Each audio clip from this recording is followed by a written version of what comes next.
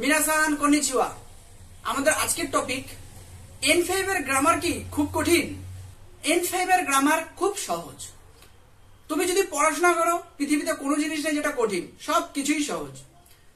আমাদের N5 এর গ্রামারটা ভালো করে বুঝতে হবে এক লেসন থেকে।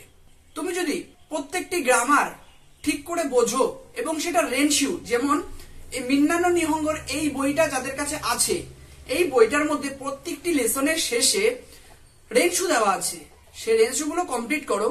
প্রত্যেকটা লেসনের যতগুলো গ্রামার আছে, প্রত্যেকটা লেসনে আমরা জাপানিজে 3টে থেকে 4টে করে গ্রামার থাকে। সেই গ্রামার গুলো আমরা ভালো করে প্র্যাকটিস করব এবং অবশ্যই ভোকাবুলারি। আমরা যদি প্রত্যেকটি লেসনের ভোকাবুলারি খুব সুন্দরভাবে মুখস্থ করি, তাহলে গ্রামারে গিয়ে আমাদের গ্রামারটা বুঝতে একদম অসুবিধা হবে না। আমাদের N5টা হচ্ছে বেসিক লেভেল এবং এখানে খুবই অল্প সংখ্যক গ্রামার আছে যেগুলো আমাদের বুঝতে হবে। তাছাড়া পুরোটাই নর্মাল। যেমন আমরা বাংলায় কথা বলি, ঠিক সেভাবেই জাপানিজটাকে সেখানে সুন্দর করে বোঝানো আছে।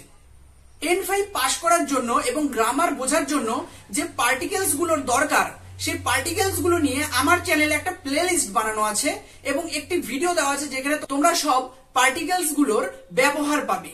সেখান থেকে তোমরা যদি সেই ভিডিওটা চেক করো, তাহলে সেখান থেকে ব্যবহারগুলো তোমরা খাতায় যদি লিখে নাও, তাহলে অবশ্যই খুব তোমাদের হেল্প হবে। এবং যে আমি প্লে লিস্টটা বানাচ্ছি, সেই প্লে লিস্টটা যদি তোমরা চেক করো, প্রত্যেকটি পার্টিকেলস এর একদম বিশ্লেষণ করে আমি বুঝিয়ে দিয়েছি সেই পার্টিকেলস গুলো কোন জায়গায় কেমন ভাবে কিভাবে ব্যবহার করা হয়ে থাকে। সেই ভিডিওটা আমি লিংক ডিসক্রিপশনে দিয়ে দেবো, ডিসক্রিপশন থেকে তোমরা চেক আউট করতে পারো। N5 এর জন্য তোমার যদি কোনো টিউটর না থাকে, তুমি যদি ভাবছো একা একা ইউটিউব থেকে করবে, তাহলে অবশ্যই তুমি শিকারি নিহঙ্গ গাক্য চেক করতে পারো। বাংলাদেশের একজন ম্যাডাম বাংলায় খুব সুন্দরভাবে N5 পড়িয়ে থাকেন এবং সেখান থেকে তুমি যদি পড়ো, তোমার গ্রামার বুঝতে একদম অসুবিধা হবে না। আমাদের জাপানিজ যে গ্রামার গুলো বাংলার মতনই সেম, শুধুমাত্র ল্যাঙ্গুয়েজের ডিফারেন্স আছে। যে এই জিনিসটা হয়, যেমন আমি যদি বলি ওয়াতাশি ওয়া, আমি হই, আমি বাংলায় কি বলবো? আমি হই। আর আমি ওয়াতাশি ওয়া। সহজ জিনিস, একদম কঠিন নয়। তুমি যদি মনে করো পড়াশোনা কঠিন, তাহলে তোমার কাছে কঠিন।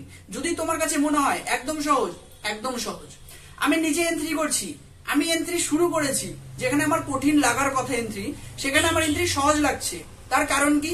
আমি N5 এবং N4 এর গ্রামার গুলোকে খুব সুন্দরভাবে কমপ্লিট করেছি। পড়াশোনা সব তোমার নিজের ওপরে, তাকে সাধনা করো। পড়াশোনাকে যদি তুমি সাধনা না করো, তোমার কাছে আসবে না পড়াশোনা, তুমি পারবে না বুঝতে।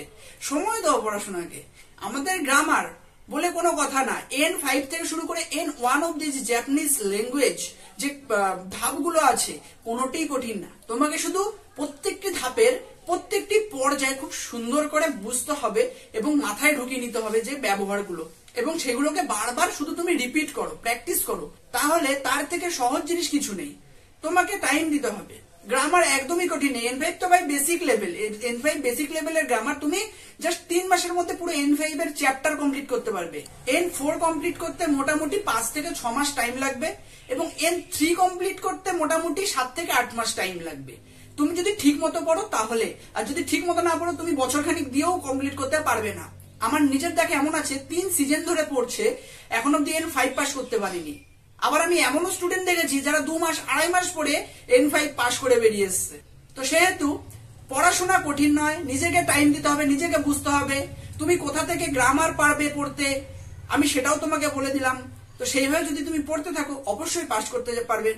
তো আমার আজকের এই ভিডিওটা যদি তোমাদের ইনফরমেটিভ লেগে থাকে, অবশ্যই চ্যানেলটিতে সাবস্ক্রাইব করবে, ভিডিওটিতে লাইক করবে এবং সাথে থাকো। তো আজকের ভিডিওটি এখানেই শেষ করা যাক। Bye bye, সায়োনারা।